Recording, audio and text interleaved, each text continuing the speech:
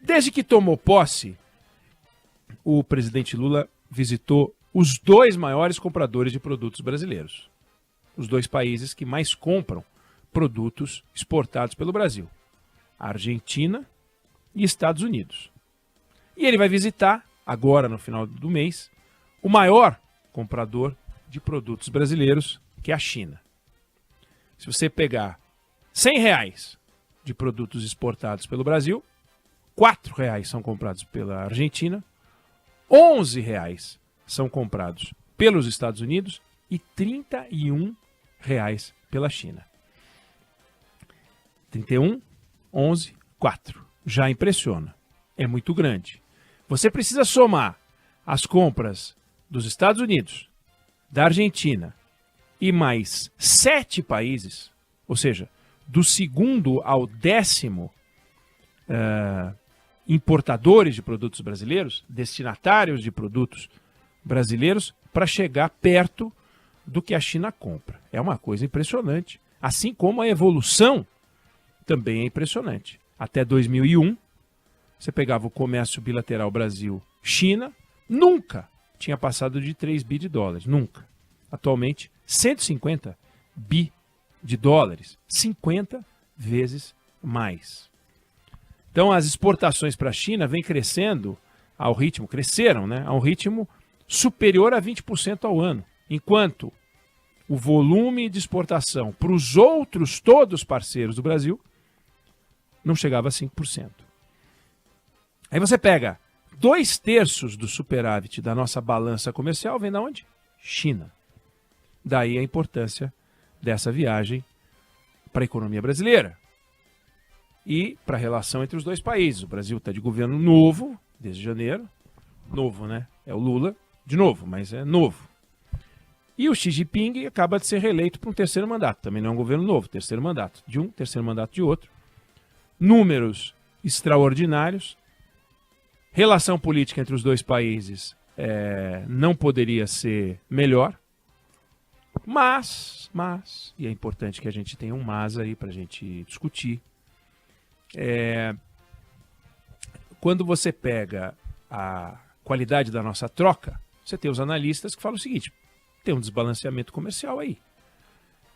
Ainda que a gente tenha superávit, as exportações brasileiras estão concentradas em commodities primárias, lembrando que 3 delas, soja, minério de ferro e petróleo, são responsáveis por 3/4 de tudo que a gente vende para a China. E as importações que vêm da China para cá têm um conjunto diversificado de produtos manufaturados, ou seja, industriais, produtos com maior valor agregado. Então, para um país que quer se reindustrializar, porque esse é o discurso do momento, necessário que a gente se reindustrialize, quanto a gente vai conseguir reverter o processo de desindustrialização do qual a gente é vítima, outros países do mundo são, a maioria dos países mas na velocidade em que a gente está se desindustrializando, isso é terrível. Então, um país que quer se reindustrializar e que quer poder incorporar a sua pauta de exportação com presença notável, produtos manufaturados também, se manter como exportador de commodities preocupa. Não significa reduzir o volume exportado do agronegócio, reduzir o volume exportado de minério de ferro, reduzir o produto exportado, o volume de produtos exportados de petróleo, derivados, mas incorporar produtos manufaturados. E aí, quando você aumenta o volume de exportação, e se você consegue agregar produtos manufaturados, o peso das commodities vai variar na proporção do volume de exportação, ainda que em números absolutos, em volume de reais, possa até subir. Então, se hoje você exporta 150 bi para a China e você começa a exportar 200 bi para a China e esses 50 bi a mais é de produto manufaturado, estou fantasiando aqui, você reduziu o peso das commodities, ainda que não tenha caído dos 150 para 100. Está em 150, é que você meteu mais 50. E assim em outros países. Índia, por exemplo, que não compra quase nada do Brasil e que é uma economia que vem crescendo. Então, aumentar a nossa pauta de exportação com bens industrializados é importante e a gente não está conseguindo fazer isso com muita força. Aliás, com força alguma. Ao contrário, essa preocupação sobre a composição da pauta Brasil-China não é só Brasil-China, é que a entrada de produtos chineses no Brasil deixa preocupada a indústria brasileira, que tem o desafio de competir aqui no mercado interno com essa concorrência. Então, é uma discussão que faz sentido, é preciso discutir a entrada de produtos chineses, é preciso fortalecer a indústria nacional. Não adianta fortalecer a indústria nacional apenas pela lógica da taxação. Quer dizer, se você não é competitivo, e nós já fizemos isso no Brasil, você sobe brutalmente a taxação de produtos importados, que é uma ferramenta a ser usada com moderação, mas a ser usada. Agora, se você pega e fala, vamos tornar os nossos produtos competitivos, o nosso carro mais barato, fabricado no Brasil, custa 200 mil. E aí a gente vai e coloca uma taxação brutal para que um carro de baixo custo de outro país, chinês, coreano, seja lá o que for, custe mais do que isso. É uma loucura. Então, a gente precisa desenvolver produtos com maior valor agregado.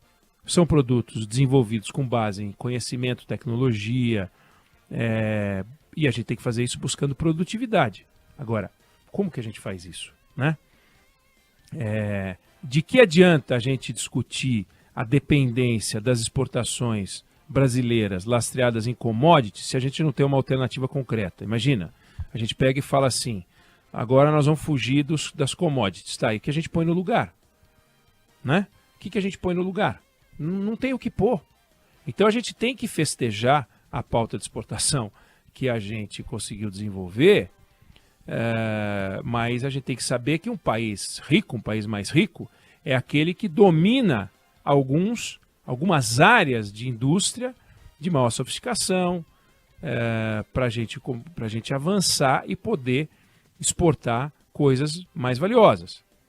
Eu, certa vez, já fiz essa comparação, depois eu vou trazer ela um pouco mais atualizada, mas você pega um trem da Vale com 3 quilômetros, repleto de minério de ferro, e o valor daquele bem que vai ser exportado com aquele minério de ferro equivale à quantidade de telefones celulares caros que você consegue colocar no porta-mala de 2 sedãs.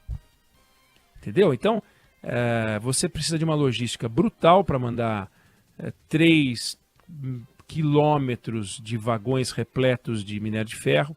Você precisa ter ferrovia, você precisa ter uma integração com o porto, você precisa sair da mina, você precisa transportar de navio vários e vários contêineres para levar uma quantidade de dinheiro que cabe em 2 porta-malas de sedã. Isso a gente consegue com algumas áreas, o nosso setor aéreo, Embraer e outras áreas, outras empresas, mas são pontuais. O grosso da exportação brasileira não é isso. E não dá para simplesmente se revoltar com a exportação, ao contrário, a gente tem que festejar. Porque se tem algo que o Brasil pode se orgulhar de ser, é ser um grande exportador e um grande produtor de grãos. O agronegócio brasileiro, o Brasil é o 4º maior produtor de grãos e líder em exportação de vários, segundo lugar em outros, terceiro lugar em outros. A gente está sempre na cabeça. E vamos festejar, senão a gente não teria superávit, senão a gente não teria esse volume de exportação, senão a gente não teria essa troca com a China, que já foi de 2% do total da nossa balança, hoje é 31%. Quer dizer, há algo importante a festejar, mas a gente tem uma concentração em cima de um país, acabei de mostrar, é preciso somar do 2º ao 10º país para chegar no que hoje a China importa da gente. Um sustinho da China, e toda hora a China pode dar um susto na gente, a gente perde muito, mas perde muito, porque está muito concentrado. Além de estar muito concentrado no destino, está muito concentrado no setor que envia os produtos. São 2 concentrações delicadas. E quando você fala em reindustrialização, que vai produzir produtos de maior valor agregado, que podem ser exportados e pode diversificar a pauta e a lista de países destinatários, você fala na possibilidade de criar vagas de maior qualidade, com salários de maior valor, que o agronegócio meio que está no topo. Você não vê o agronegócio como o maior gerador de salários, e não é. O maior gerador de empregos e salários é a indústria, que tem conexão, muitas vezes, com o agronegócio. Quando a gente fala agronegócio, a gente fala agronegócio e não fala agricultura, porque o agronegócio inclui a indústria, o agribusiness, a indústria passa pela indústria. Uma torta de frango faz parte dessa cadeia produtiva, mas ela também é indústria. Então a gente precisa fortalecer a indústria. A indústria não significa que a gente vai fazer uma indústria que está de costas para o agronegócio, nada disso. Mas a gente tem que entrar mais na indústria, e a gente ouve esse discurso e diz, bom, e aí, o que precisa fazer para isso? Não é trivial. Não é trivial. Não se trata de simplesmente a gente chegar e falar assim, agora temos uma política para a indústria, uma nova política para a indústria, e isso não funciona. Nunca funcionou e nem vai funcionar dessa vez. É preciso fazer uma coisa completamente diferente, que passa pela lista de tarefas que é conhecida. Então, o presidente vai para lá, vai levar deputados, vai levar senadores, o presidente do Senado vai junto, Rodrigo Pacheco, presidente do Senado, presidente do Congresso, vai junto, foi convidado. Então vão senadores, vão deputados. É possível que nessa viagem se anuncie a troca do presidente dos BRICS, né, que vai sair o Marcos Troirro e entrar a Dilma. Deve ser anunciado isso. Então, é muito importante que a gente olhe para esse momento como uma reflexão, como uma oportunidade. O que o Brasil tem que fazer, que lição de casa o Brasil tem que fazer para não ficar nessa dependência dos chineses, que, além de compradores de produtos brasileiros, maiores compradores de produtos brasileiros, destinatário de 40% da exportação agrícola brasileira, seja lá o que for, também são grandes investidores no Brasil. Então a gente tem também a China investindo muito no Brasil. Como é que a gente vai fazer para atrair mais investimentos? Como é que a gente vai atrair mais investimentos produtivos? Como é que a gente vai atrair mais investimentos industriais? Como é que a gente vai criar um ambiente de negócio que gere oportunidade para quem tem dinheiro para investir, gere oportunidade para quem quer ser empregado? É preciso ter as reformas que a gente conhece, a reforma tributária tem que sair, é preciso ter investimento em educação, é preciso ter investimento em ciência e tecnologia, é preciso ter investimento em infraestrutura. Então é muita coisa. O Brasil não tem dinheiro para investir em infraestrutura. A reforma tributária é um desafio que a gente não sabe, é absolutamente desconhecido. Hoje, segundo a avaliação que Arthur Lira fez no Congresso, o governo não tem condições de aprovar uma reforma tributária, porque também não consegue aprovar uma medida mais simples, segundo as contas do Arthur Lira, conta essa que ele tem dito abertamente. Na semana passada a gente fez um comentário em cima do que ele falou na Associação Comercial de São Paulo, para onde ele foi falar, convidado pelo Alfredo Kutait, presidente da Associação Comercial, e lá ele disse isso claramente. Então, como é que a gente vai fazer essas transformações? Como é que a gente vai buscar mexer nesses números que eu acabei de dizer, deixar de ser dependente da China do jeito que a gente deixar de ser dependente do agronegócio do jeito que a gente para poder competir se a gente não tiver um novo olhar para os desafios da reindustrialização. Perceba que está tudo meio casado, é uma coisa só. Se o tema do meu comentário fosse reindustrialização, eu poderia falar isso. Se o tema do comentário sendo partindo da viagem do presidente à China, a gente acaba no mesmo tema. Se o tema do comentário fosse a importância das reformas, a gente cairia nisso também. É tudo entrelaçado. A gente sabe que o mundo vai continuar a precisar de comida, a gente sabe que cada vez mais, quanto maior ficam as populações, mais comida a gente vai ter, vai precisar. E o Brasil é player pesado nessa área e vai continuar a ser, ainda bem. Mas a gente precisa desenhar um jeito de ser player em outras áreas, senão só um segmento do Brasil vai continuar a funcionar e os outros segmentos não.